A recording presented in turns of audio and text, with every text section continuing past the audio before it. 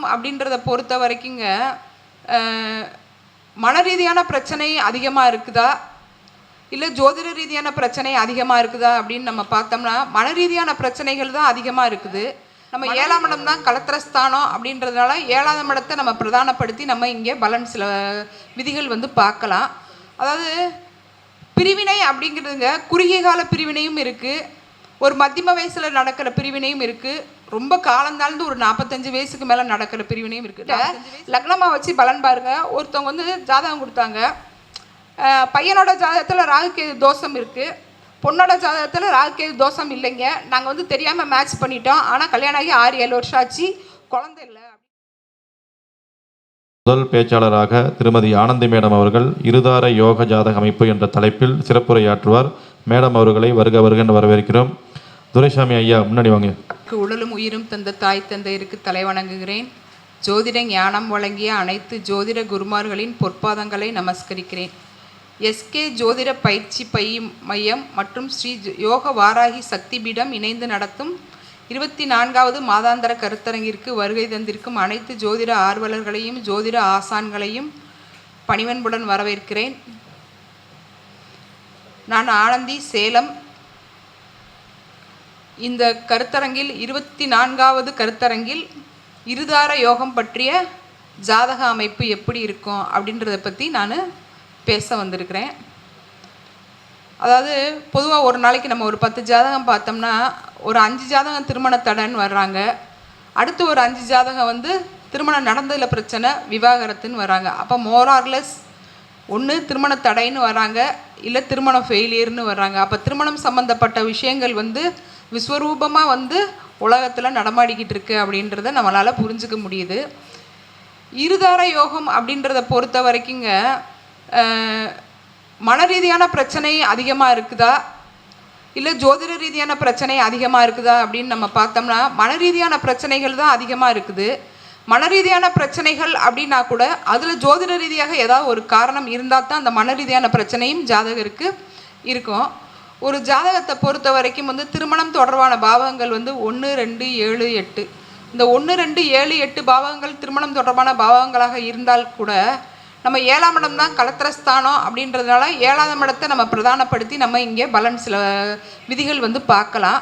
அதாவது பிரிவினை அப்படிங்கிறதுங்க குறுகிய கால பிரிவினையும் இருக்குது, ஒரு மத்தியம வயசில் நடக்கிற பிரிவினையும் இருக்குது, ரொம்ப காலந்தாழ்ந்து ஒரு 45 வயசுக்கு மேலே நடக்கிற பிரிவினையும் இருக்குது. 45 வயசுலலாம் வந்து பெரும்பான்மையாக பெண்களோ ஆண்களோ வந்து அவங்க வாழ்க்கையில் எல்லா விஷயங்களையும் முடித்து அடுத்து தன்னோட குழந்தைங்களுக்கு நல்லது கெட்டது பார்க்க வேண்டிய நேரத்தில் அவங்க வந்துடுறாங்க. அப்போ கூட பிரிவினை வந்து வருது.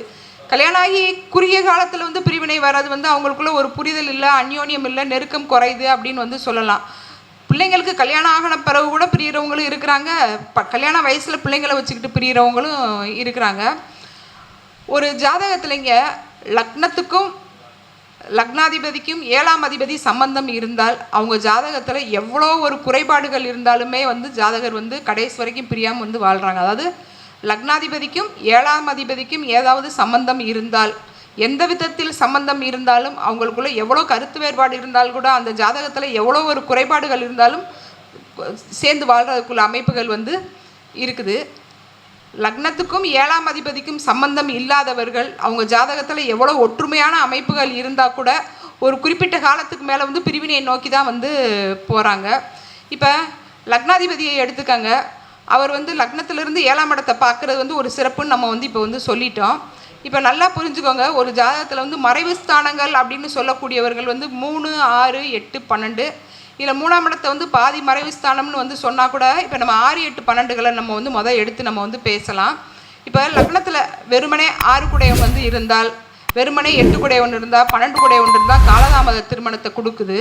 அப்படி இல்லைன்னா திருமணத்துக்கு அப்புறம் ஏதாவது பிரிவினையை வந்து கொடுக்குது. 6ஆம் இடங்கிறது வந்து கடன், நோய், எதிரி சார்ந்த பாதிப்புகள். அதாவது அவங்களுக்கு இயல்பாகவே பிறவிலேயே வந்து ஏதாவது நோய் தாக்கம் இருக்கிறது, இல்லை திருமணத்துக்கு அப்புறம் வந்து அவங்களால வந்து வாழ முடியாத அளவுக்கு கடன் சுமைகள் வந்து அதிகமாகிறது, அப்படி இல்லைன்னா நிலையற்ற உத்தியோகம் இருக்கிறது. இந்த மாதிரி காரணத்தினாலே வந்து 6 குடையவன் லக்னத்தில் இருந்தால் பிரிவினை வருதுங்க. அதே நேரத்தில் 8 குடையவன் வந்து பிரிவினை இருந்தால் அவங்களுக்கு மீறி வந்து விபத்து, கண்டம், சர்ஜரி, அவமானம், வம்பு, வழக்கு, கோர்ட்டு கேஸு இந்த மாதிரியான ப்ராப்ளங்கள் வருது. அதே மாதிரி 12 குடையவன் வந்து லக்னத்தில் இருந்தாங்கன்னா அவங்க வந்து சூழ்நிலை கைதியாக ஏதோ ஒரு அடிமை மாதிரி ஒரு சர்வீஸ் பண்ணுறவங்க மாதிரி யார்கிட்டையும் வந்து ஒட்டுதல் இல்லாமல், குறிப்பாக வந்து மனைவி கிட்ட ஒட்டுதல் இல்லாமல் தனி தீவாகவே வந்து வாழ்கிறாங்க. 12 குடையவன் லக்னத்தில் இருந்தாலே வந்து அவங்களுக்கு வந்து சர்வீஸ் மனப்பான்மை வந்து அதிகம் இருக்கும், இல்லை ரொம்ப அமைதியாக இருப்பாங்க, யார்கிட்டையுமே வந்து ஒட்ட மாட்டாங்க. அந்த மாதிரி இருக்கிறவங்களுக்கும் வந்து பிரிவினை வந்து வருது. இதில் இன்னொரு விஷயம் என்ன அப்படின்னு கேட்டிங்கன்னா, ஒரு ஜாதகத்தில் வந்து 4 விதமாக நம்ம வந்து பலன் எடுக்கலாம். ஒரு நல்லா வாழ்ந்தாலும் சரி, அவங்களுக்குள்ள ஒரு பிரிவினை ஏற்பட்டாலும் சரி, எந்த விஷயத்துக்குமே நம்ம இந்த 4 விதமாக தான் நம்ம பலன் வந்து பார்க்க முடியும். அதாவது பாவக ரீதியான சம்பந்தம், கிரக சேர்க்கை, தசாபுத்தி ரீதியான ப்ராப்ளங்கள், அதுக்கடுத்து கோச்சார ரீதியான ப்ராப்ளங்கள். இந்த 4 விதமாக தான் ஒரு ஜாதகம் வந்து ஒருத்தருக்கு வந்து பலன் தரும். இப்போ நம்ம வந்து பாவக ரீதியான சம்பந்தத்தை வந்து பார்க்கலாம். இப்போ லக்னாதிபதிக்கு 6 குடையவனோட சம்பந்தம் இருக்குது, இல்லை 7 குடையவனும் 6 குடையவனும் வந்து சம்பந்தம் பெறுறாங்க அப்படின்னு வந்து வச்சுக்கோங்க. அதாவது 6-7 சம்பந்தம் இருந்தாலே வந்து நம்ம சொன்ன மாதிரி வந்து நோய் சம்மந்தப்பட்ட பாதிப்பு, கடன் சம்மந்தப்பட்ட பாதிப்பு, எதிரி சம்மந்தப்பட்ட பாதிப்பு இருக்குது. கணவனோ மனைவியோ வாழ்க்கை துணையை வந்து ஒரு எதிரியாகவே வந்து நினைப்பாங்க. அவங்களுக்குள்ள நீயா நானா அப்படின்ற ஒரு கருத்து வேறுபாடு வந்து ரொம்ப அதிகமாக வந்து இருக்குது. அந்த 6-7 சம்பந்தம் இருக்கும்போது ஒரு பெரிய ஒரு நல்ல விஷயம் அதில் இருக்குது. என்ன அப்படின்னு கேட்டிங்கன்னா, 6ஆம் இடங்கிறது வந்து உத்தியோகஸ்தானம். ஒரு நல்ல கணவனும் மனைவியும் ஆளுக்கு ஒரு நல்ல உத்தியோகத்தில் இருந்தாங்கன்னா அவங்களுக்குள்ளே வந்து பெரும்பான்மையாக வந்து பிரச்சனை வர்றதில்லை. ஏன்னா காலையில் வேலைக்கு போயிட்டு நைட்டு தான் வருவாங்க. அந்த குறுகிய கால நேரங்கிற போது அவங்களோட கருத்து வேறுபாடு வந்து கொஞ்ச நேரம் தான் வந்து நீடிக்கும். அதே மாதிரி இப்போ 7 குடையவன் 8ஆம் இடத்து கூட சம்மந்தப்படும் போது வந்து 7க்கு 2. அப்போ வந்து வர்ற வாழ்க்கை துணை வந்து கணவனோ மனைவியோ யாராவது ஒரு ஆளுக்கு வந்து பொருளாதாரம் வந்து நல்லா அதிகமாக இருக்குதுங்க. அப்போ பொருளாதாரம் அதிகமாக இருக்கிறவங்க வந்து பொருளாதாரம் குறைஞ்சவங்களை வந்து டாமினேட் பண்ணுறாங்க, இல்லை அதிகமாக வந்து வரதட்சணை கேட்டு வந்து வாழ்க்கை துணையை வந்து கொடுமைப்படுத்துகிறாங்க. அதாவது ஆணாக இருந்தால் மாமியார் கொடுமை, அந்த மாதிரி வந்து பிரச்சனை வந்து அவங்களுக்குள்ள வந்து பிரிவினை வந்து வருது. இப்போ இந்த திருப்பூர் ரிதன்யா சொல்கிற வழக்கு வந்தது இல்லையா, அதெல்லாம் வந்து 7-8 சம்மந்தம் வரதட்சணை கொடுமையால். வரதட்சணை கொடுமை யாருக்கெல்லாம் வந்து இருக்குதோ, இல்லை ஒருத்தர்கிட்ட மட்டும், அதாவது வர்ற வாழ்க்கை துணையில் ஒருத்தவங்களுக்கு மட்டும் நல்லா பொருளாதாரம் அதிகமாக இருந்து ஒருத்தருக்கு பொருளாதாரம் அதிகமாக இல்லைன்னா அந்த ஜாதகத்தில் வந்து 7-8 காம்பினேஷன் இருக்குன்றதை நம்ம வந்து தாராளமாக புரிஞ்சுக்க முடியும். அதே மாதிரிங்க இன்னொரு விஷயம் என்ன அப்படின்னு வந்து கேட்டிங்கன்னா, 7-12 சம்பந்தங்க. 7-12 சம்பந்தம் அப்படிங்கிறது வந்துங்க, ஒன்று திருமணமே வந்து நடக்க மாட்டேங்குது. அப்படி திருமணம் நடந்தாலும் வந்து கணவன் ஒரு அவங்கவுங்க அம்மா வீட்டில் வாழ்கிறாங்க, மனைவி அவங்க அம்மா வீட்டில் வாழ்கிறாங்க. இவங்களுக்குள்ளே வந்து விவாகரத்தும் வர மாட்டேங்குது, பிரிவினை மட்டும் இருக்குது, விவாகரத்து வர மாட்டேங்குது. அப்படி இல்லைன்னா கணவர் விவாகரத்து கொடுக்குறேன்னா மனைவி விவாகரத்து கொடுக்க மாட்டேன்றாங்க. இந்த மாதிரி வந்து முன்னுக்கு பின் முரணாகவே தான் வந்து இருக்குதுங்க. இப்போ சமீபமாக ஒரு ஜாதகம் வந்து பார்த்தேங்க. அவங்க 2 பேருமே வந்து நல்ல அந்யோன்யமான கப்புள்ஸாக வந்து இருக்கிறாங்க. 2 பேர் ஜாதகத்துலேயுமே 7-12 சம்பந்தங்க. இவர் நான் எங்கள் அம்மாவை பார்க்கணும், அதனால் எங்கள் அம்மா கூட தான் நான் இருப்பேன் அப்படின்றாங்க. அந்த அம்மா எங்கள் அம்மாவை நான் பார்க்கணும், நான் அதனால் எங்கள் அம்மா கூட தான் இருப்பேன் அப்படின்றாங்க. 7-12 சம்பந்தம். இவங்க 2 பேருக்கு வந்து கோர்ட்டு கேஸில் பிரச்சனை இருக்குது. கோர்ட்டில் போட்டிருக்கிறாரு, அந்த ஆண் வந்து மனைவி வந்து தன்னோட வாழ வரணும்னு வந்து போட்டிருக்கிறாரு, கேஸ் போட்டிருக்கிறாரு. ஆனால் வாய்தா வாங்கிக்கிட்டே இருக்காங்க. 5 வருஷமாக கேஸ் வந்து தள்ளுபடி ஆகிக்கிட்டே தான் போகுதே தவிர அது ஹியரிங்க்கு வர மாதிரி இல்லை. இவங்க 2 பேரும் வந்து கேஸ் நடந்தால் கூட இவங்க 2 பேரும் அப்பப்போ சந்திச்சுக்கிறாங்க, பேசிக்கிறாங்க, பிள்ளைங்களை ஒரு இடத்துல கூப்பிட்டு போகிறாங்க, நல்லா சாப்பிட்றாங்க, சந்தோஷமாக இருக்காங்க. ஆனால் பிரியணும் அப்படின்னு மட்டும் வாயால் வந்து சொல்கிறாங்களே தவிர இந்த 7-12 சம்பந்தம் வந்து ஒரு மாதிரி பிரிவினையும் கொடுக்க மாட்டேங்குது, சேர்ந்து வாழ்கிற கொடுப்பினையும் வந்து கொடுக்க மாட்டேங்குது. இது நான் நிறைய ஜாதகத்தில் இந்த அமைப்பு 7-12 அமைப்பு வந்து நான் வந்து பார்த்துருக்குறேன்.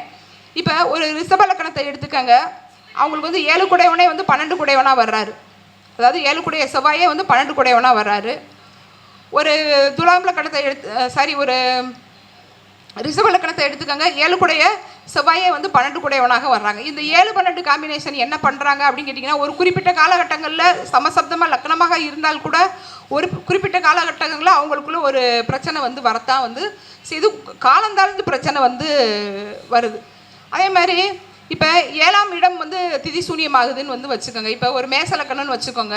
அந்த மேசலக்கணத்தில் பிறந்தவங்களுக்கு வந்து பிரதமை திதியில் பிறந்தவங்க, துவாதசி திதியில் பிறந்தவங்களாக இருந்தால் மேட்சிங் பண்ணாங்கன்னா அவங்களுக்கு வந்து பிரிவினை வருது. இது மாதிரி வந்து 12 லக்னத்துக்குமே வந்து பிரச்சனைகள் கொடுக்குற மாதிரியான அந்த 7ஆம் இடம் வந்து திதி சூன்ய பாதிப்பாக இருந்து பிரச்சனையை கொடுக்குற வந்து அமைப்புகள் இருக்குது.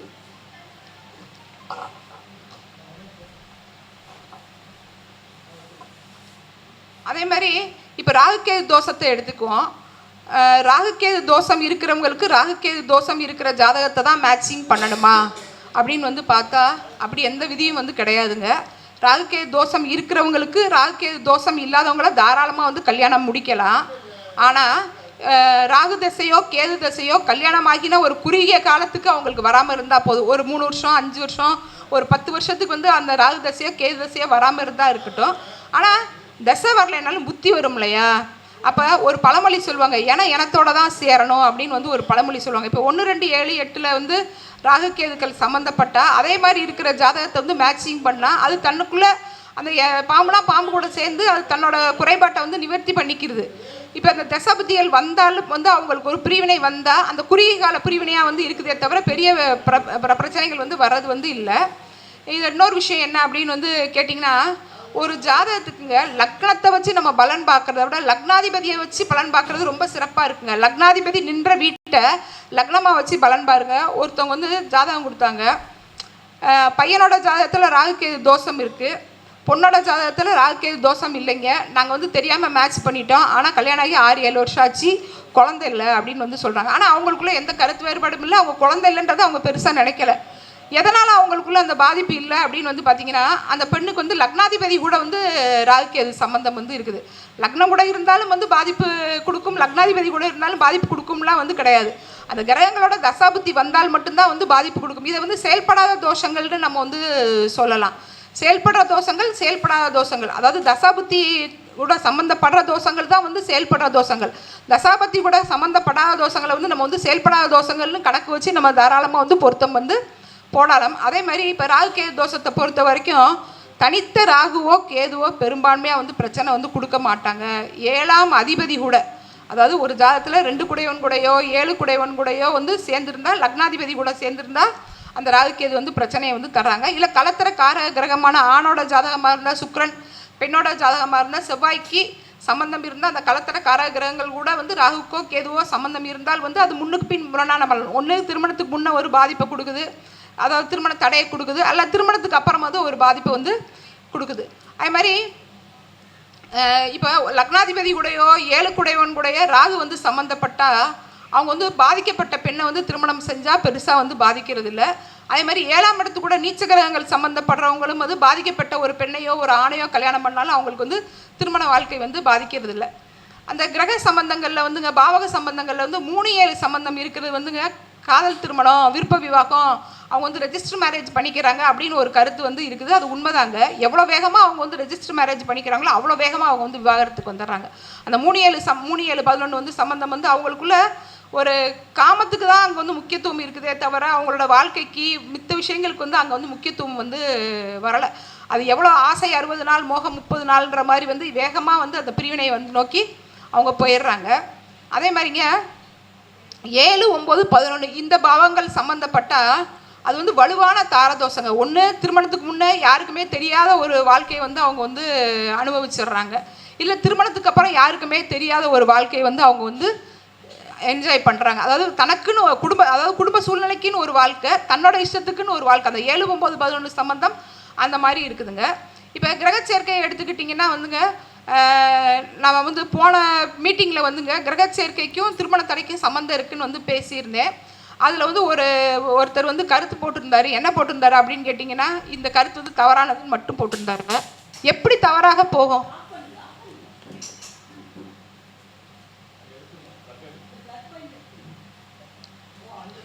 எப்படி தவறாக போகும்? அதாவதுங்க இப்போ குருவுக்கும் செவ்வாய்க்கும் சம்பந்தம் இருக்குது. ஒரு ரிஷபலக்கணம்னு வச்சுக்கோங்க.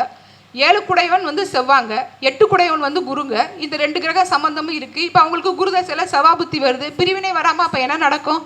ஒன்று திருமணத்துக்கு முன்னே வந்து காலதாமதமாகும். 7 குடையவனுக்கும் 8 குடையவனுக்கும் சம்பந்தம் இருந்தால் திருமணத்துக்கு முன்னே அது காலதாமதமாகும். அப்படி இல்லைன்னா திருமணத்துக்கு அப்புறம் கண்டிப்பாக அது வந்து பிரிவினையை கொடுக்குதுங்க. அனுபவ ரீதியான சில விஷயங்களை வந்து நம்ம வந்து ஏற்றுக்கிட்டே ஆகணும். அது வந்து குரு செவ்வாய் சம்பந்தம், அதனால் வந்து குருமங்கள யோகம் அப்படின்னு வந்து பலன் வந்து எடுக்கிறாங்க. அது வந்து தவறு.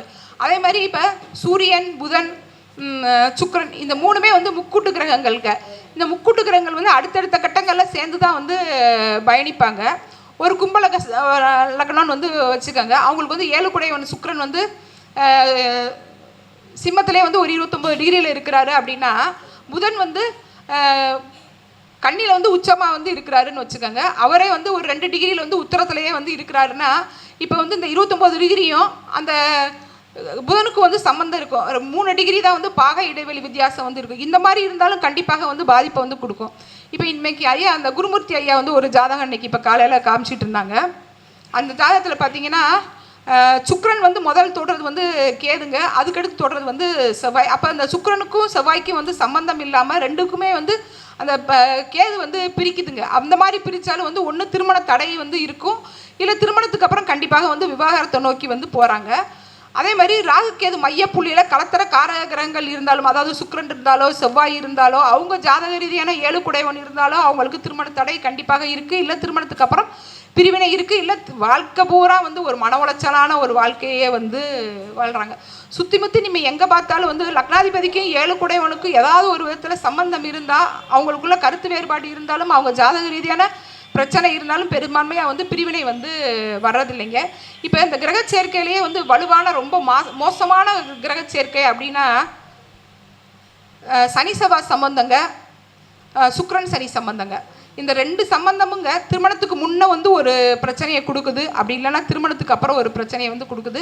கண்டிப்பான தாரதோஷத்தில் வந்து இந்த 2 கிரக சேர்க்கையும் வந்து முன்னணி வந்து வகிக்குதுங்க. ஒரு 45 வயசு பெண்ணுக்குங்க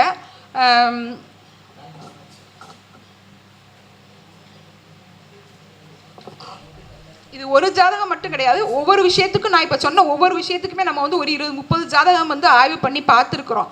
அந்த பார்த்ததோட ரிசல்ட்டு தான் அவங்க வந்து 29/7/1980 3:10 PM வந்து மதுரையில் வந்து பிறந்திருக்காருங்க. அவங்களுக்கு வந்து லக்னத்திலேயே வந்து மாந்தி, 3ஆம் இடத்துல கேது, 4ஆம் இடத்துல சந்திரன் வந்து அவிட்டம் 4ல் வந்து நிற்கிறாங்க. அதாவது 9ஆம் இடத்துல வந்து 8ஆம் இடத்துல வந்து புதன் சுக்கிரன், 10ஆம் இடத்துல வந்து சூரியன் ராகு, 9ஆம் இடத்துல சூரியன் ராகு, 10ஆம் இடத்துல குரு, 11ஆம் இடத்துல செவ்வாய் சனி. விருச்சக லக்னங்க. அவங்களுக்கு வந்து செவ்வாய் வந்து 11ஆம் இடத்துல இருக்கிறாரு, லக்னாதிபதி வந்து 11ஆம் இடத்துல இருக்கிறாரு. 7 குடையவனுக்கும் லக்னாதிபதிக்கும் எந்த சம்மந்தமும் இல்லை, அதாவது செவ்வாய்க்கும் சுக்கிரனுக்கும் அவங்களுக்கு வந்து சம்மந்தமே வந்து கிடையாது. இதே நேரத்தில் அவங்களுக்கு வந்து 7 குடையவனோட நட்சத்திரத்தில் குரு வந்து இருக்கிறாரு. அதனால் வந்து கல்யாணம் நடந்துருச்சுன்னு நம்ம வந்து வச்சுக்கலாம். ஏன்னா அந்த 11ஆம் இடமான கண்ணியில், அதாவது லாபஸ்தானத்தில் இருக்கிற சனி வந்து தன்னோட 10ஆம் பார்வையால் வந்து சுக்கிரனை வந்து பார்க்குறாங்க. ஆல்ரெடி அவங்களுக்கு வந்து 11ஆம் இடத்துல செவ்வாயும் சனியும் வந்து சேர்ந்துருக்குது. இப்போ அவங்களுக்கு வந்து சனி தசையில் சூரிய புத்தி நடக்குதுங்க. 17/10/2034 வரைக்கும் அவங்களுக்கு வந்து சனி தசை, 20/9/2026 வரைக்கும் சூரிய புத்தி. கரெக்டாக இந்த சூரிய புத்தி ஆரம்பித்தோடனே அவங்களுக்கு வந்து பிரிவினை வந்து வந்ததுங்க. தசா புத்தி ரீதியாங்க 4, 6, 8, 10, 12 இந்த மாதிரி இரட்டைப்படைகள் வேலை செஞ்சாலே வந்து 8 வருஷமாக பிரிஞ்சு வாழ்ந்தாங்க. இப்போ சமீபமாக ஒரு 3 மாதத்துக்கு முன்னே தான் அவங்களுக்கு வந்து டைவர்ஸ் வந்து ஆச்சு. அந்த சனி செவ்வாய் சம்பந்தம், சனி சுக்கிரன் சம்பந்தம் எத்தனை வயசானாலும் அவங்களுக்குள்ள ஒரு பிரிவினை வந்து ஏற்படுத்தாமல் வந்து போகிறதே இல்லை. சில பேர் வந்து குடும்ப சூழ்நிலைக்காக பிள்ளைங்களுக்காக சகிச்சுக்கிட்டு வாழ்கிறாங்களே தவிர, ஒரே குடும்பத்தில் வந்து வாழ்ந்தால் கூட விவாகரத்து அப்படிங்கிறது வந்து சட்ட ரீதியாக வந்து விவாகரத்துன்றதை விட எத்தனையோ குடும்பத்தில் வந்து ஒரே வீட்டுக்குள்ளே இருந்துக்கிட்டுங்க சமைச்சு கூட போடாமல் பேசாமல் வாழ்கிற தம்பதிகள் வந்து எத்தனையோ பேர் வந்து இருக்கிறாங்க. இதை வந்து நம்ம வந்து பிரிவினைன்னு சொல்கிறதா விவாகரத்துன்னு சொல்கிறதா, அவங்க வந்து சூழ்நிலை கைதியாக பிள்ளைகளுக்காக குடும்ப கௌரவத்துக்காக வாழ்கிறாங்கன்னு தான் வந்து சொல்லணுமே தவிர, மன ரீதியாக அவங்க வந்து ஒன்ற முடியாமல் தங்களை வந்து நரக வேதனைப்படுத்திக்கிட்டு தான் வந்து வாழ்கிறாங்க. அதே மாதிரி இப்போ கிரக சேர்க்கை நம்ம வந்து பார்த்தோம். அதாவது தசாபுத்தி எடுத்துக்கிட்டிங்கன்னாங்க, பகை கிரகங்களோட தசாபுத்தி. இப்போ ஒரு ஆணுக்கு வந்து சனி தசை நடக்குதுங்க, பெண்ணுக்கு வந்து செவ்வாய் தசை நடக்குது. அப்போ அந்த பகை கிரகங்களோட தசை புத்தி தம்பதிகளுக்குள்ள ஒரு பிரிவினை வந்து கொடுக்குதுங்க. ஆணுக்கு வந்து சனி தசை நடந்து பெண்ணுக்கு வந்து ராகு தசை, இந்த மாதிரியும் பிரிவினை வந்து கொடுக்குது. அதேமாதிரி சூரிய காலப்பகை திசைகள், சூரிய தசையில் சனி புத்தி, சனி தசையில் சூரிய புத்தி, சனி தசையில் ராகு புத்தி, ராகு தசையில் சனி புத்தி, புதன் தசையில் ராகு புத்தி, ராகு தசையில் சனி புத்தி. இப்படி ஆணுக்கு நடக்கிற தசை வந்து பெண்ணுக்கு மேட்சிங் இல்லாமல் போகிறது, பெண்ணுக்குள்ள தசை வந்து ஆணுக்கு வந்து பகை கிரகமாக வந்து இருக்கிறது வந்து ஒரு திருமண தடையை வந்து அதிகமாக வந்து கொடுக்குதுங்க. திருமண தடையை திருமணத்தில் பிரிவினை வந்து அதிகமாக வந்து கொடுக்குதுங்க. இப்படி வந்து நம்ம வந்து எவ்வளோ ஒரு விஷயங்கள் நம்ம வந்து உள்ளாழ்ந்து பார்க்க ஜோதிடம் வந்து அவ்வளோ ஒரு அற்புதமான விஷயத்தை நமக்கு வந்து உணர்த்திக்கிட்டே இருக்குதுங்க. இதில் வந்து நம்ம வந்து விதிகள் வந்து ஜோதிட ரீதியான விதிகள் வந்து என்றைக்குமே வந்து பொய்க்க போவது கிடையாது.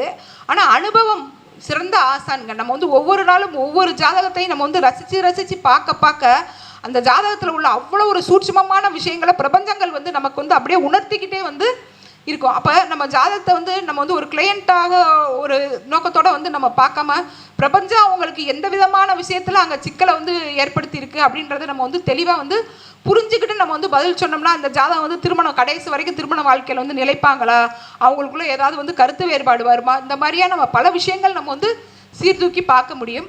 அது மாதிரி கோச்சாரங்களை பொறுத்த வரைக்குங்க, இப்போ பெண்ணோட ஜாதகத்தில் செவ்வாய் தான் வந்து மாங்கல்யக்காரகன், கணவரை பற்றி சொல்கிற கிரகம். இப்போ செவ்வாய் மேலே கேது போகுதுன்னு வச்சுக்கோங்களேன், செவ்வாய் மேலே ராகு போகுதுன்னு வச்சுக்கோங்க, செவ்வாய் வந்து சனி பார்க்குது, இல்லை செவ்வாய் மேலே சனி போகுது, இந்த மாதிரியான காலகட்டங்களில் ஒரு குறுகிய கால பிரிவினையாவது வந்து சில பேருக்கு வந்துடுதுங்க.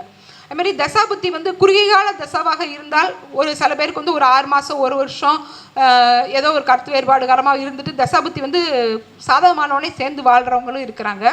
அதுமாதிரி ஒரு ஜாதகத்தில் ஆணோட ஜாதகத்தில் உள்ள குருவுக்கும் பெண்ணோட ஜாதகத்தில் உள்ள குருவுக்கும், ஆணோட ஜாதகத்தில் உள்ள சூரியனுக்கும் பெண்ணோட ஜாதகத்தில் உள்ள சூரியனுக்கும், இந்த குரு சூரியனுக்கும் ஏதாவது சம்பந்தம் இருந்தால் 1-5-9க்கு ஏதாவது ஒரு விதத்தில் சம்பந்தம் இருந்தாலும் அவங்க ஜாதகத்தில் ஏதாவது ஒரு பிரிவினை சம்மந்தப்பட்ட விஷயங்கள் இருந்தாலும் குறுகிய காலம் பிரிஞ்சால் கூட ஒரு காலகட்டங்களில் வந்து சேர்ந்து வாழ்கிறாங்க. அதாவது டைவர்ஸ் ஆகிட்டு சேர்ந்து வாழ்கிறாங்கன்னு சொல்லுவாங்க இல்லையா, அவங்களுக்குலாம் அந்த கோச்சாரங்கள் குறுகிய காலத்தில் ஏற்படுற பாதிப்பு வந்து தசாபுத்தி சரியானவுடனே அவங்க சேர்ந்து வாழக்கூடிய சூழ்நிலைகள் வந்து வருது. இந்த மாதிரி வந்து ஜாதகத்தில் வந்து 1000 விஷயங்கள் வந்து இருக்குதுங்க. இப்போ நான் வந்து ஒரு விஷயம் நான் வந்து சொன்னேன், லக்னாதிபதிக்கும் 7 குடையவனுக்கும் சம்மந்தம் இருந்தால் அவங்களுக்கு வந்து எந்த ஒரு பிரச்சனை இருந்தாலும் வந்து அவங்க வந்து சேர்ந்து வாழக்கூடிய சூழ்நிலைகள் வந்து உருவாகிருதுன்னு வச்சுக்கோங்க. இதே மாதிரி நீங்கள் வந்து இன்னும் நிறையா விதிகள் வந்து இதில் இருக்குது. இது வந்து இந்த பாலஜோதிடம் அப்படின்ற புக்கில் இருந்து நான் வந்து ஒரு 3-4 வார தொடராக இப்போ வந்து போய்கிட்டு இருக்கு. இதை வந்து ஷார்ட் அவுட் பண்ணி சுருக்கமாக நமக்கு மீட்டிங்க்காக சின்னதாக நான் வந்து கொடுத்துருக்குறேன்.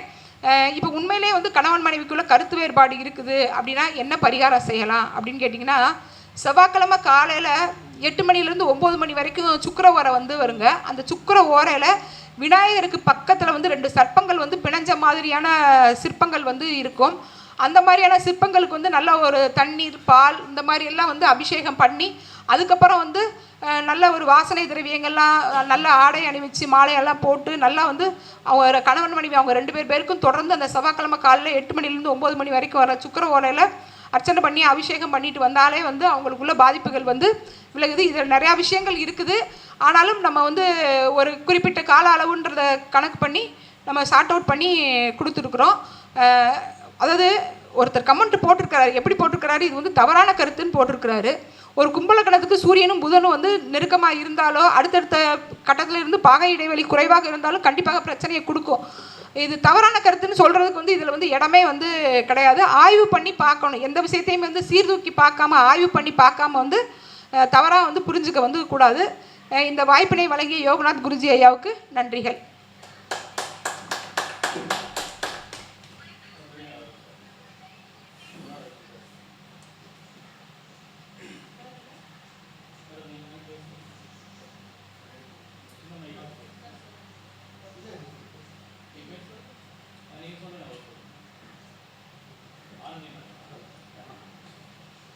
ஆனந்தியம்மா இருதார ஜாதகத்தை பற்றி ரொம்ப தெளிவாக சில உதாரணம் ஒரு ஜாதகத்தோடவும் சில விதிமுறைகளையுமே எளிமையாக தெளிவாக உங்களுக்கு எடுத்து காட்டினாரு.